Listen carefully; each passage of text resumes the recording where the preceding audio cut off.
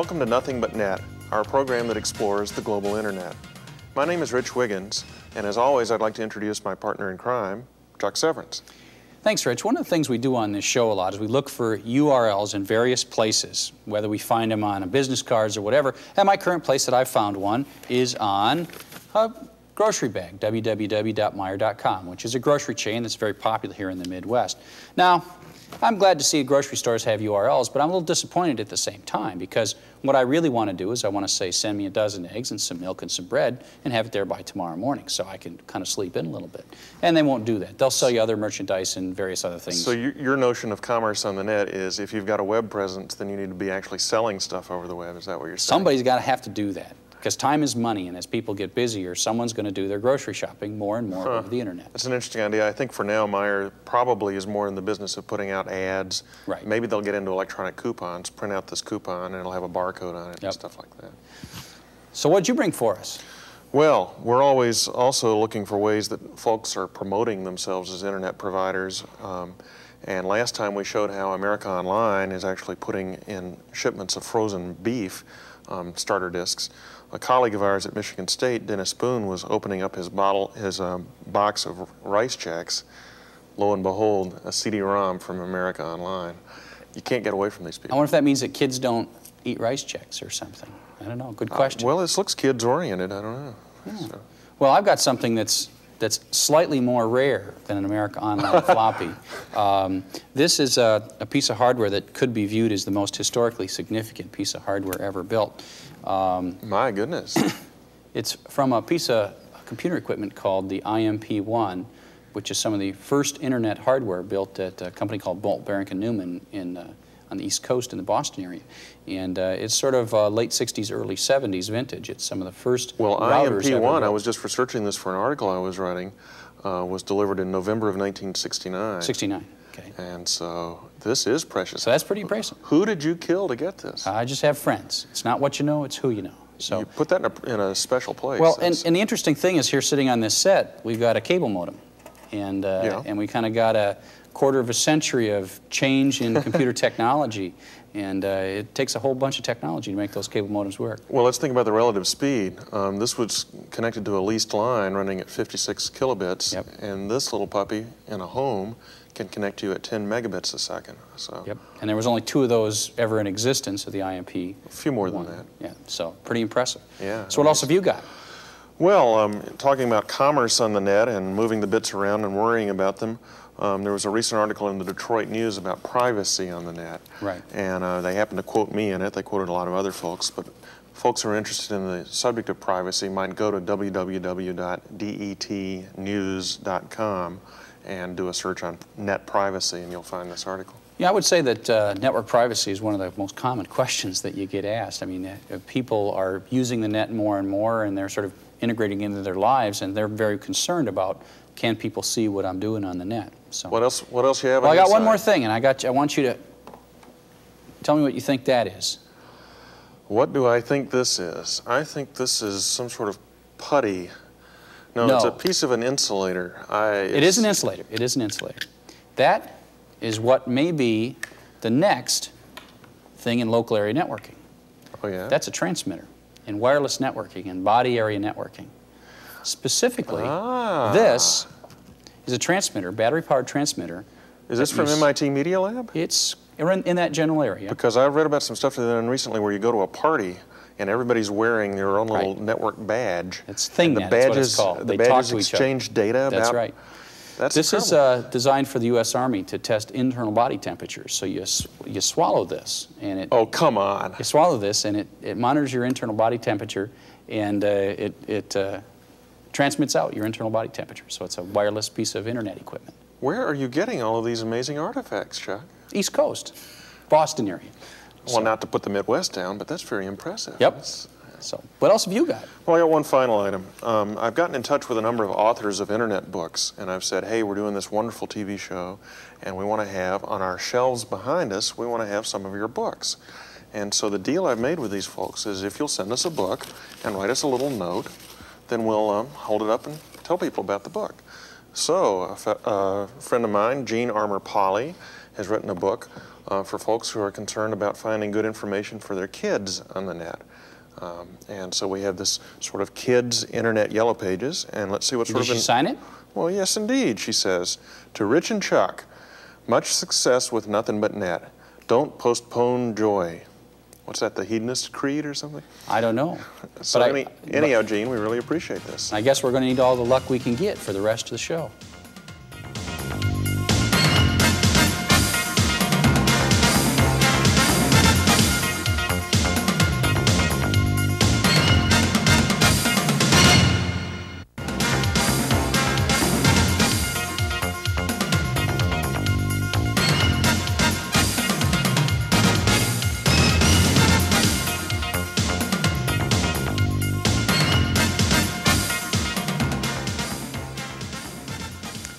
In Internet for Everyone, Rich is going to bring us up to date on details in commerce on the net.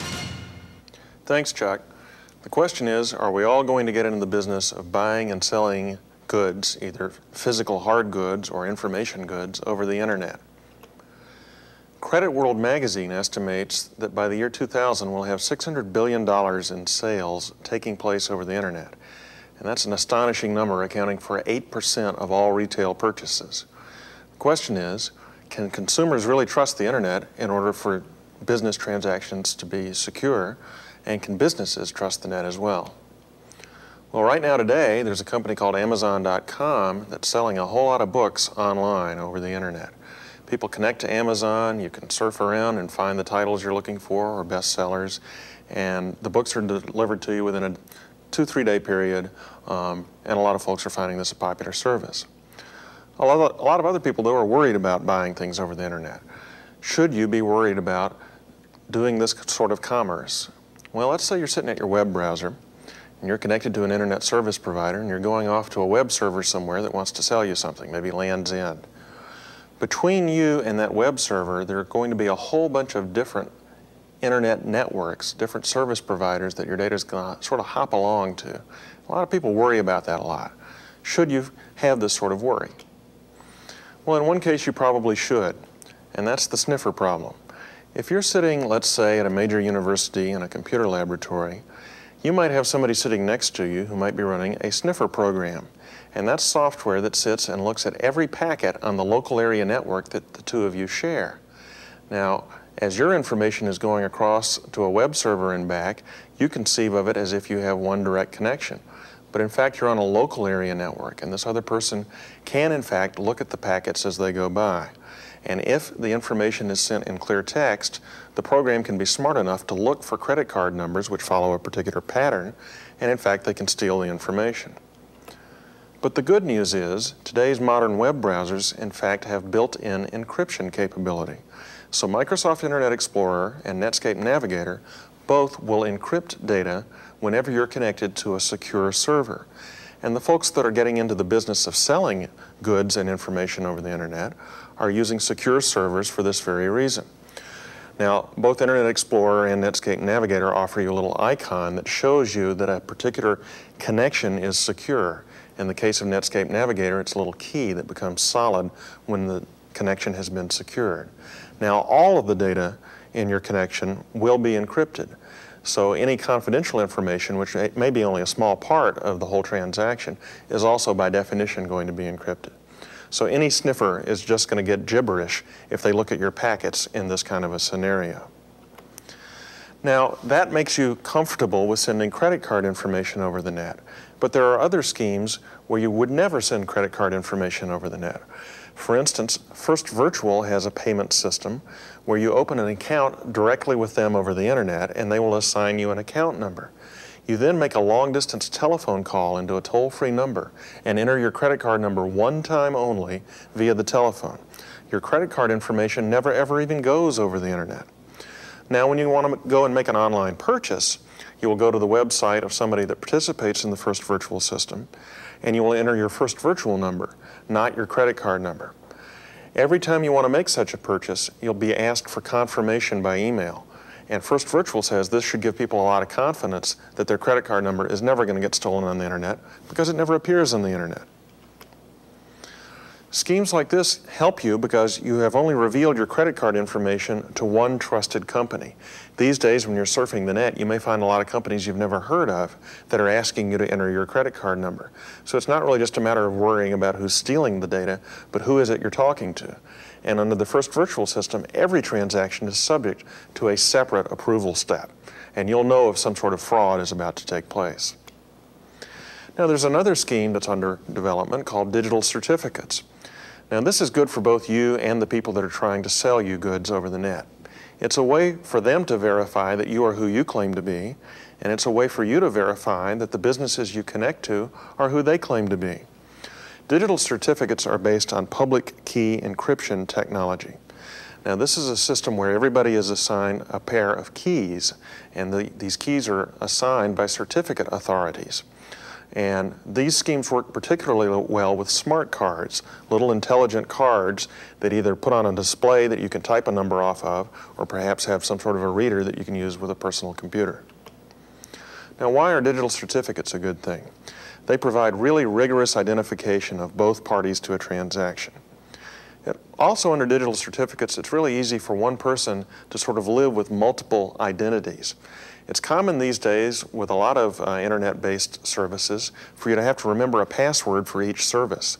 And a lot of us are getting really frustrated with having to have Post-it notes all over our computer, which isn't very secure, with lists of all these IDs and passwords for all these internet content providers. With digital certificates, you can sort of have, with a smart card technique, for instance, a good way of providing information that says, hi, this is me, I'm Rich, without having to keep up in your own mind with all these passwords and IDs. And some folks are predicting that we're going to have just as many digital certificates that we carry around with us as we have credit cards that we carry around in our wallet. One feature of digital certificates is that they tend to have expiration dates. They'll last for 6 months or maybe a year. In conclusion, what can you do to protect yourself if you're doing business on today's internet? I suggest that you buy from reputable vendors. Don't just buy from anybody. Use the secure browsers only if you're going to enter credit card information. If you don't see that solid key, then probably it's not a good place to enter your credit card number. And one final piece of advice. At the end of a transaction, typically the service will give you some sort of a confirmation number or a screen that replays the transaction information.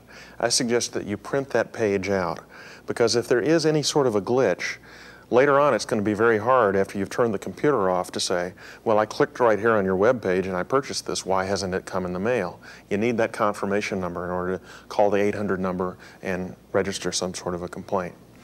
So that's an overview of what's involved in buying on today's internet. And next, we're going to go on the road.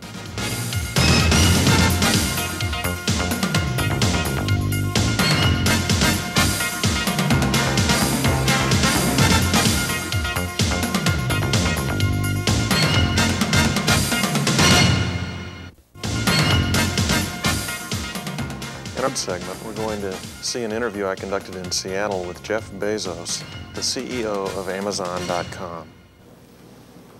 Well, 3 years ago, I was in New York City working for a quantitative hedge fund when I came across the startling statistic that web usage was growing at 2,300% a year. So I decided I would try and find a business plan that made sense in the context of that growth. And I picked books as the first best product to sell online, after making a list of like 20 different products that you might be able to sell. And books were great as the first best because books are incredibly unusual in one respect, and that is that there are more items in the book category than there are items in any other category by far. Music is number 2. There are about 200,000 active music CDs at any given time. But in the book space, there are more than 3 million different books worldwide active and in print at any given time across all languages. More than 1.5 million in English alone. So when you have that many items, you can literally build a store online that couldn't exist any other way. We inventory the best-selling books at any given time. We're inventorying in our own warehouse only a couple of thousand titles.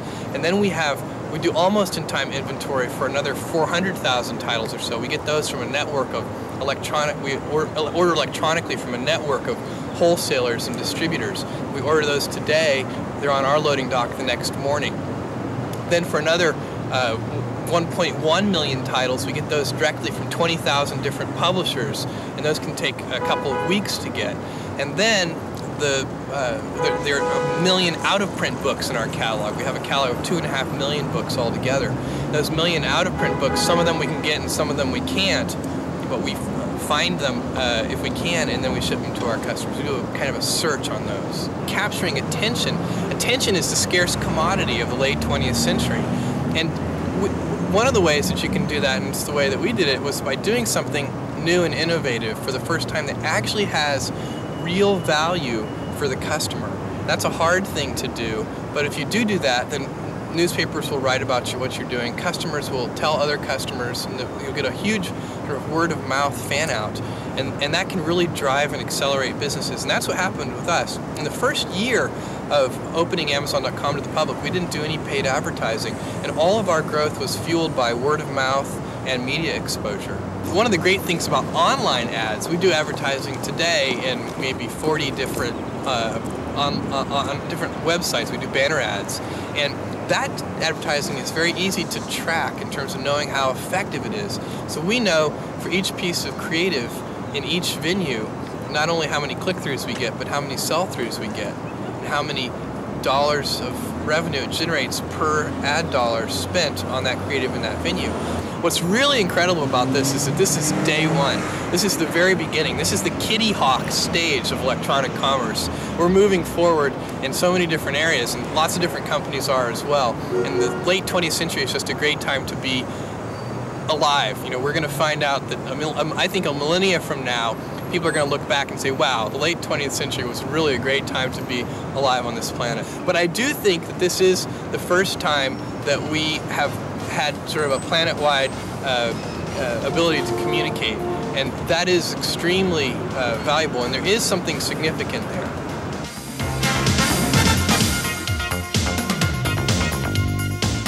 Chuck, I want to throw a hypothetical question at you. Let's imagine that somehow you're sitting in a web browser somewhere, and it's an ancient web browser that doesn't do encryption, and you are dialed in to some sort of internet service provider and connecting off, and you're buying something. Are you willing to type in your credit card? That depends to me on what the company it is that I'm buying. The thing is you've set up a couple of things there. First off, the fact that you say I'm dialed in means that I'm not like at a local area network in some public area. And so that's the first thing. If the company was reputable enough, then I probably would actually put my credit card in if I wanted to buy it badly enough. It was like an LL Bean or some large company. I think the thing that worries me more than losing it to someone watching on my ISP is a very small remote company, like a teenager who sets up an online coffee shop that running on some little Linux box in their basement. I don't want my credit card on that particular system. That's the thing that scares me more than anything about the current security, is my credit card on systems that are not otherwise highly secured. Okay, so you're saying a hacker might break into this remote system, and then they might find credit card information that's free and clear. Right. You see, I view the risks of my credit card as I look at who's trying to get the credit card, right? Are the owners of internet companies, are they interested in my credit card? And the answer, I think, generally is no. I mean, if your ISP is not really interested in your credit card, because they can get it, because they probably have it so that they can bill you for it anyways. So they're the people that can sniff once you're on a dial-up connection. And I'm not so worried about companies that are maliciously doing stuff with a credit card, because you can dial an 800 number and order flowers over the phone, and a malicious company could take your credit card there, and it's just not typically a problem. I'm more worried about the fact that there are people that are attacking computers connected to the internet all the time. And if there's something like, say, Verse Virtual that you mentioned in your presentation, they know that they are the subject to hackers all the time. And so they've got lots of security upon security upon security. I'll trust my credit card in that one. What I'm worried about is the little company that does 2 transactions per day, and that's about all they do. And so they're not spending hours and days and 2 full-time people on security, and that's the thing that scares me the most. Now, there was one break-in at an ISP, the lines of what you're talking about. Once they got beyond the firewall at the ISP and broke into the computers, they found that the credit card information was stored in the clear. Right, not even encrypted on that system. So it's transmitted all the way across the internet in an encrypted way, but once they break in through a back door, it's free and clear. Right. I think what we're really saying, I see sort of an analogy here, it's kind of like when you're flying. at the very beginning of the flight, when you take off, is very dangerous, and when you land is very dangerous. When you're flying in between, the odds of getting struck in midair are very, very, very low. Absolutely. Of course, it's safe anyhow. It's really hard for a 9-year-old in the Netherlands to see some packet going from 2 places within the United States. Because the way the internet works is the data kind of moves sort of flying. It doesn't interact with anything like outside the United States. And so hackers who try to sniff don't see very many packets. But as we said, there is the example if you're sitting in an open lab, an right. unsecured Absolutely. environment. Absolutely. But when we do have secure encryption in that case, then you can have confidence. Right, and I think that the stuff that's in place is getting to the point where we can be very confident. Except for very small companies, I'd be nervous. And then a final point we ought to say is we ought to put the risk in perspective, because federal law does limit your liability if your credit card is stolen, and you do have certain rights in that regard. Right. Okay, well, thanks, Rich. I think we're just about out of time, and coming up next, we're going to do Net News.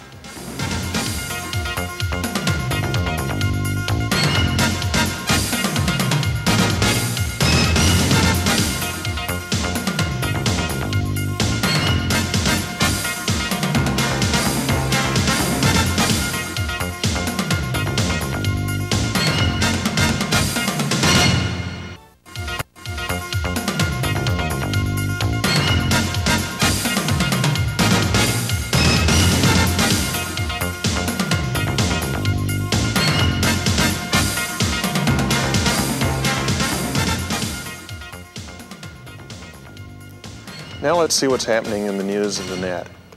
First, a federal judge has declared export laws unconstitutional. Judge Marilyn Patel ruled that limitations are prior restraint and therefore unconstitutional, and she's barred the government from enforcing any restraints on exporting encryption technology.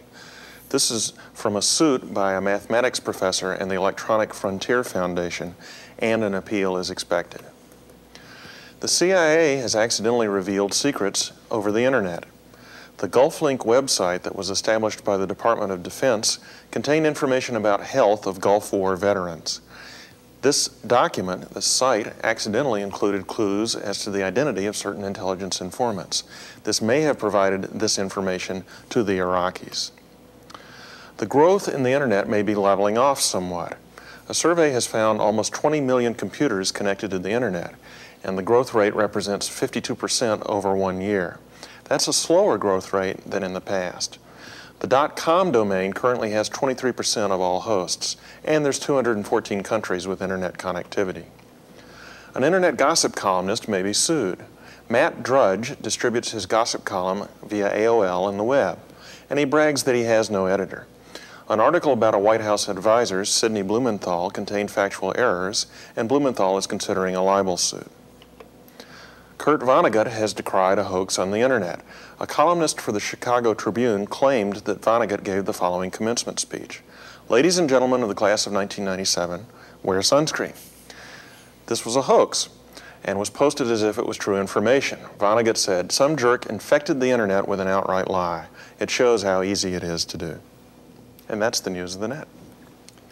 Well, that's very interesting, Rich. The thing that I found most interesting about that is growth of the internet. And everybody sort of says that the internet's going to double forever and ever and ever, but I've always felt that at some point it's going to grow and then level off, just because the number of people, at some point it'll become saturated. Now we have to be careful, this was counting computers, not people, so we don't know if the growth in use of the net has leveled off, just the growth in the number of new computers. Right, I expect that the growth of the use of the net's going to keep on going for a while, because the nature of the data, we're going to move back and forth, and our capability moving data is going to increase. So, well, now, we wanted to quickly revisit this Amazon site just a little bit, right? Show us how this works. There's some wonderful things they're doing at Amazon. Okay. They're very friendly to not only publishers and people who are trying to sell books, but people are trying to buy books. And so if we go to the site, you'll find that, for instance, you can do a search for an author. Let's look for Jean Polly, whose book we were featuring given. We featured that at the beginning of the show. And we do a little search for that, and we find here's the information about the Internet Kids Yellow Pages. Now, they seem to have the first edition. They haven't got the new edition, which just is off the press and was delivered to us. But if we click on that, we'll find that that'll take us off eventually. Amazon's a busy site. To more information about the book, and we could decide to buy it, or we can look at reviews. Take a look at that. We could write a review. We can even read an interview with the author. And what's neat about this is it looks like they've gone and contacted Gene Armour Poly and conducted, some sort of face-to-face interview. In fact, this is all done online. And another way in which they're very, very friendly to authors is, if you're the author of a book, you can put up on your own homepage, buy this book from my homepage, and it's a link back to Amazon. And what actually happens there is you get not only your royalty from your publisher, you get a little extra money back from Amazon for using them as your fulfillment house. Right. Well, that sounds pretty neat. Is your book on Amazon by any chance? Yes, you can buy my book, Internet for Everyone, at Amazon. Neat. Yeah. So anything else? We just got about 30 seconds. Any other sites you want to show? Let me show you one little quick thing. Let's see where you want to go. Okay, one little quick thing is right here in Netscape Communicator 4, we can actually do a directory search and pop right into sending you an email. This is one of the things that's always bugged me about email, is you can't send to just a person's name. Like I want to send to a person named Rich Wiggins. Okay. And so now I'm going to hit the search button. And now it is going to a directory service using a protocol called LDAP, or the Lightweight Directory Access Protocol. And it's found a whole bunch of Richard Wiggins, and I'm going to click the one in Lansing. Now, whose LDAP server did it go to? This went to the server 411, 411, ldap.411.com. Okay. And so what I'm going to do here is I'm going to say I want to actually compose a message. And so it's going to pop up oops, I set the wrong thing. So let me go back here. I'm going to compose the message. And it's already pre-filled in your proper email address. That's nice. And so, in effect, what I have done is I've sent a mail message to Rich Wiggins, and the internet found Rich Wiggins for me and filled in the proper email address. Pretty cool. So that's about all the time we have right now. So okay, folks, we'll see you on the net.